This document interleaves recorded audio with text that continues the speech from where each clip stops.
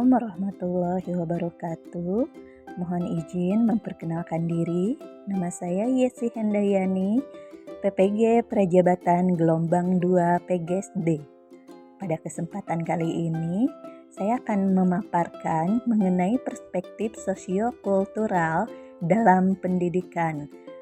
Pada bagian topik 1, yaitu pengantar perspektif sosial, budaya, ekonomi, dan politik dalam pendidikan Indonesia. Pada topik 1 ini menjelaskan mengenai pendidikan pada zaman kolonial. Pendidikan zaman kolonial ini diadakan hanya untuk kepentingan politik kolonial saja. Semua serba dibatasi. Inti tujuan dari pendidikan ini adalah untuk memberikan keuntungan kolonial, bukan untuk keuntungan bangsa Indonesia. Pada tahun 1854 sampai 1920-an, rakyat hanya diajarkan berhitung, menulis, dan membaca seperlunya saja. Bahkan para bupati pun hanya mendidik calon pegawai, yang mana tidak semua orang diberikan kesempatan untuk menempuh pendidikan. Pada tahun 1920, lahir cita-cita radikal agar pendidikan di Indonesia bisa lebih baik.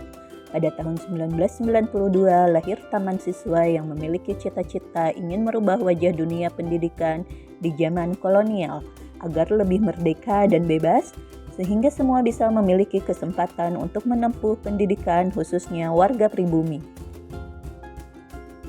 Nah, kemudian sekarang memasuki pendidikan di zaman masa penjajahan Belanda. Pendidikan di zaman masa penjajahan Belanda ini mulai sedikit berkembang, di mana zaman Belanda warga pribumi dididik dan dilatih bahasa Belanda, pertanian, dan teknik yang diajarkan oleh Belanda. Lalu ada faktor-faktor sosial, budaya, politik, dan ekonomi yang mempengaruhi penyelenggaraan pendidikan dan pembelajaran di masa penjajahan Belanda dan Jepang.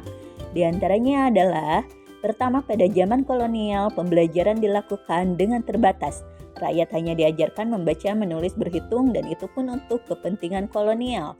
Kemudian yang kedua, pada abad 20 adanya politik etnis atau balas budi, menjadikan Belanda lebih memberikan kepedulian karena adanya perkembangan dalam politik dan ekonomi. Yang ketiga, ada status sosial masih menjadi hambatan dalam pendidikan. Keempat, pada saat kaum pribumi ingin berkembang dalam segi pendidikan, pemerintah Belanda selalu membuat cara agar kaum pribumi menjadi kesulitan. Kemudian, ada pendidikan dilaksanakan secara sederhana bergaya Eropa, namun tujuannya bukan untuk kesejahteraan rakyat, akan tetapi demi kepentingan Belanda.